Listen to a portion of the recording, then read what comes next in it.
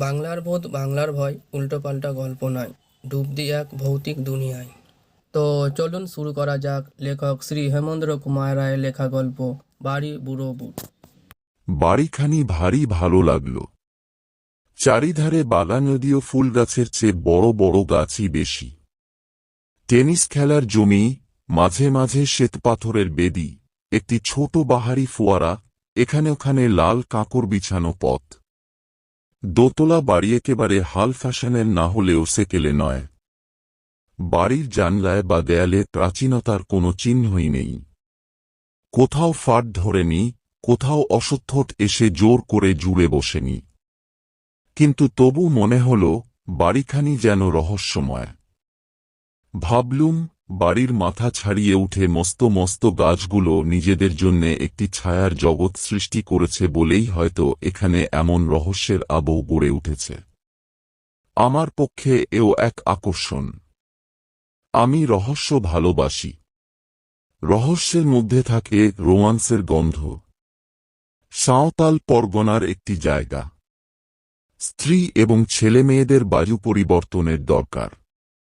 ডাক্তারের মতে এ জায়গাটি নাকি অত্যন্ত স্বাস্থ্যকর। বন্ধু প্রকাশের সঙ্গে এখানে এসেছি মনের মতন একটি বাড়ি খুঁজে নিতে। আজকের ট্রেনেই কলকাতা ফিরব। খানিক ডাকাডাকির পর বাগানের ভিতর থেকে একটি লোক বেরিয়ে এল। তার চেহারা না মালি, না দারবান, না ভদ্র বা ইতর লোকের মতো। তার বয়স ৮০ও হতে পারে, ১০০ হতে পারে। তার মাথায় ধবধবে সাদা, এলোমেলো লম্বা লম্বা চুল। তার কোমর এমন ভাঙা যে হাড়, জিরজিরে দেহের উপর অংশ একেবারে দুমড়ে পড়েছে। কিন্তু হাতের লাঠি ঠঠকিয়ে সে এত তাড়াতাড়ি এগিয়ে এল যে তার অসম্ভব ক্ষিপ্রতা দেখে বিস্মিত হলুম। সে জিজ্ঞাসা করলে, আপনারা কি চান? বাড়ির ফটকের উপরে লেখা রয়েছে টু লেট। আমরা এই বাড়িখানা ভাড়া নিতে চাই। লোকটা হঠাৎ মুখ তুলে তাকাল। সে এতক্ষণ মাথা হেঁট করেছিল বলে তার চোখ দেখতে পাইনি। এখনো দেখতে পেলুম না, কারণ তার চোখ দুটো এমনি অস্বাভাবিকভাবে কৌটোগত যে প্রথম দৃষ্টিতে তাদের আবিষ্কার করাই যায় না। মনে হয় লোকটা বুঝি অন্ধ। কিন্তু তারপর লক্ষ্য করে দেখলুম দুই কোটরের ভিতর দিকে কি যেন চকচক করছে, দুই অন্ধকার গর্তের মধ্যে যেন দুই দীপশিখার ইঙ্গিত। লোকটা আবার মুখ নামিয়ে ফেলে থেমে থেমে বললে, ভাড়া নিতে চান? এই বাড়ি ভাড়া নিতে চান? বেশ, বাড়িখানা আমাদের পছন্দ হয়েছে। এ বাড়ির মালিক কে? বাড়ির এখনকার মালিক থাকেন বিলাতে। আগেকার মালিক কোথায় থাকেন কেউ জানে না। তাহলে ভাড়া দেব কাকে? আমাকে। কত ভাড়া? সেটা ঠিক করবেন আপনারাই। রহস্যময় বাড়ি, রহস্যময় বৃদ্ধ এবং তার কথাগুলো কম রহস্যময় নয়। মনে হল রহস্যের মাত্রা যেন ছাড়িয়ে যাচ্ছে। এতটা ভালো নয়। কি বলব ভাবছি, হঠাৎ গায়ে পড়ল এক ফোঁটা জল। চমকে মুখ তুলে দেখি, ইতিমধ্যে আমাদের অজান্তেই আকাশে হয়েছে মেঘের সঞ্চার। বুড়ো বললে, বৃষ্টি আসছে। আপনারা একটু ভিতরে গিয়ে দাঁড়াবেন, চলুন। বুড়োর পিছনে পিছনে বাড়ির নিচের তালার বারান্দার তলায় গিয়ে দাঁড়ালুম। ঝমঝম করে বৃষ্টি নামল। প্রকাশ আমার দিকে ফিরে বললে, বৃষ্টিতে এখানে চুপচাপ দাঁড়িয়ে থেকে লাভ নেই। চল আগে বাড়ির উপরকার ঘরগুলো একবার দেখে আসি। বুড়োর দিকে ফিরে দেখি, সে ঊর্ধ্বমুখে আকাশের দিকে তাকিয়ে আছে। আমি তাকে ডাকলুম, সে যেন শুনতেই পেলে না। খানিক পরে হঠাৎ বললে, ঘড়িতে কটা বেজেছে? হাত ঘড়ির দিকে দৃষ্টিপাত করে বললুম, এখন 5:30। বুড়ো যেন শীতার্ত কণ্ঠে কাঁপতে কাঁপতে বললে, আকাশে মেঘ আরো জমে উঠছে। অন্ধকারে সন্ধ্যা নামবে তাড়াতাড়ি। এ বৃষ্টি সন্ধ্যার পরেও পড়বে। না পড়তেও পারে। না, না, এ বৃষ্টি এখন থামবে না, হয়তো আজ সারা রাত ধরেই পড়বে। আমি মেঘ দেখেই বুঝতে পারি।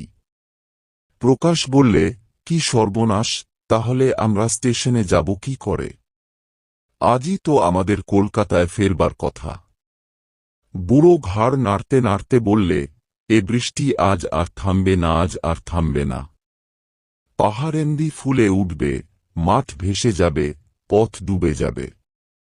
পালাতে চান তো এখনি পালান। সন্ধ্যার পর রাত আসবে, ঝড় উঠবে, বন কাঁদবে, বৃষ্টি আজ আর থামবে না। এখনো সময় আছে, এখনো পালিয়ে যান। বুড়োর কথাবার্তার ধরন দেখে রাগ হল। বিরক্ত কণ্ঠে বললুম, ঠাট্টা রাখো, শোনো।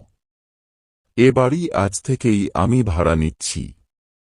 বৃষ্টি না থামে, আজ আমরা এইখানেই রাত কাটাব। কত টাকা দিতে হবে বল? বুড়ো আবার মুখ তুললে, আবার দেখলুম তার চক্ষু কোটরগত দুই দীপশিখার ঝিলিক। দস্তহীন মুখ বেদান করে নীরব হাসি হেসে সে বললে, আজ রাতে এখানে থাকবেন? থাকতে পারবেন? কেন পারব না? বাড়ির আগেকার মালিক আজ রাতে এখানে আসবেন। তিনি কোথায় থাকেন কেউ তা জানে না, কিন্তু বৃষ্টির রাতে ঠিক এখানে বেড়াতে আসেন। তাকে দেখলে মানুষ খুশি হয় না। দোতলার হলঘর তাঁর জন্যে খোলাই থাকে। এক বৃষ্টির রাতে ও ঘরে একটি কাণ্ড হয়েছিল। কি হয়েছিল? রক্তাক্ত কাণ্ড। সন্ধ্যার সময় মালিক ফিরে এলেন, তখন ঝুপ ঝুপ করে বৃষ্টি পড়ছে। হাতে তার বন্দুক, পরনে তার শিকারের পোশাক। তারপর না, সেসব কথা আপনাদের আর শুনে কাজ নেই। কিন্তু সেই দিন থেকে এ বাড়ি খালি, এ বাড়ি কেউ ভাড়া নিতে চায় না। আমি হো হো করে হেসে উঠে বললুম, তুমি কি আমাদের ছেলে মানুষ পেয়েছ যে যা তা বলে ভয় দেখাতে চাও? বেশ, তবে তোমরা থাকো, আমি চললুম। কিন্তু সাবধান, সাবধান, সাবধান বলতে বলতে বুড়ো লাঠি ঠকঠকিয়ে অত্যন্ত ক্ষিগ্রপদে আবার বাগানে নেমে অদৃশ্য হয়ে গেল। প্রকাশ বললে, পাগল? আমি বললুম, পাগল নয়, পাজি। বুড়োর হয়তো ইচ্ছা নয় আর কেউ এবারই ভাড়া নেয়। সে একলাই এখানে রাজত্ব করতে চায়। কিন্তু বাইরে যখন ভাড়াপত্র টাঙানো আছে, তখন আমাদের ভাবনা কি? চল একবার দোতলার ঘরগুলো দেখে আসি। দোতলার বারান্দায় উঠে দাঁড়ালুম। সেখান থেকে অনেক দূর পর্যন্ত দেখা যায়। আরো পুরু, আরো কালো হয়ে উঠেছে আকাশের মেঘ। আরো জোরে, আরো ঘন ধারায় পড়ছে বৃষ্টি। কমকাম ঝমঝম। সন্ধ্যার আগেই দ্রুত নেমে আসছে সন্ধ্যার অন্ধকার। দূরের ছোট ছোট পাহাড়গুলো ক্রমেই ঝাপসা হয়ে যাচ্ছে। দুই কুল ভাসানো নদীর ছবি আঁকা, জলথিথিকরা প্রান্তরের মাঝে মাঝে বড় বড় গাছগুলো মাতাল হয়ে টলমল করছে ঝোড়ো বাতাসের দীর্ঘশ্বাসে। প্রকাশ বিষণ্ণ স্বরে বললে, বুড়োর একটা কথা কিন্তু ঠিক। আজ এইখানেই বন্দী হতে হবে। উপায় নেই। কিন্তু খাবে কি? আকাশের জল। শোবে কোথায়? পিছন ফিরে ওই হলঘরটা দেখ। ওর তিনটে দরজাই খোলা। এখনো যেটুকু আলো আছে তাইতেই দেখা যাচ্ছে ঘরের ভিতরে রয়েছে বড় বড় সোফা, কোচ আর চেয়ার। দেয়ালের গায়ে রয়েছে সোনালি ফ্রেমে বাঁধানো মস্ত মস্ত ছবি আর আয়না। মেঝের উপরে কার্পেট পাতা। আশ্চর্য, এই এমন সাজানো বাড়ি খালি পড়ে আছে। প্রকাশ সন্দেহভরা কণ্ঠে বললে, তবে কি বুড়োর কথা মিথ্যা নয়? এখানে কি ভূতের বাড়ি? খেপেছ? তা মানলে বলতে হয় এ বাড়ির আসল ভূত হচ্ছে ওই বুড়োই। বিচিত্র কি, বুড়োর মতন চেহারা আমি কোনো মানুষেরই দেখিনি। আচম্বিতে কানে এল অপূর্ব এক সঙ্গীত। হারমোনিয়াম বাজিয়ে গান গাইছে যেন কোনো মেয়ে। রবীন্দ্রনাথের গান। গায়িকার গলা চমৎকার। সবিস্ময়ে দুজনে স্তব্ধ হয়ে দাঁড়িয়ে খানিকক্ষণ ধরে সেই গান শুনলুম। আকাশে বেড়ে উঠল বিদ্যুতের জীবস্ত অগ্নিচিত্র ও উন্মত্ত বজ্রের চিৎকার। ঘরে বাইরে কোথাও আর চোখ চলে না। আমি বললুম, এ গান আসছে কোথা থেকে? প্রকাশ বললে, ওই হল ঘরের ভিতর থেকে। বিদেশে আসছি বলে সঙ্গে টর্চও আনতে ভুলিনি। টর্চটা জেলে দুজনেই হলঘরের ভিতরে ঢুকলুম। সব আসন খালি। ঘরের ভিতরে একটি অ্যান রয়েছে, তার সামনেও কেউ নেই। প্রকাশ তবু জোর করেই বললে, যে গাইছে সে এই ঘরেই আছে। আমি বললুম, অসম্ভব, অন্য কোনো ঘরে কেউ গান গাইছে। প্রকাশ অস্বস্তি ভরা স্বরে বললে, না না, গান হচ্ছে এইখানেই। যে গাইছে তাকে দেখতে পাচ্ছি না বটে, কিন্তু আমি তার উপস্থিতি অনুভব করতে পারছি। আমার মনে হচ্ছে এ ঘরটা যেন হিমালয়ের বরফ দিয়ে গড়া। কি ঠান্ডা! এ মানুষের ঘর নয় বন্ধু, এ হচ্ছে মরার ঘর।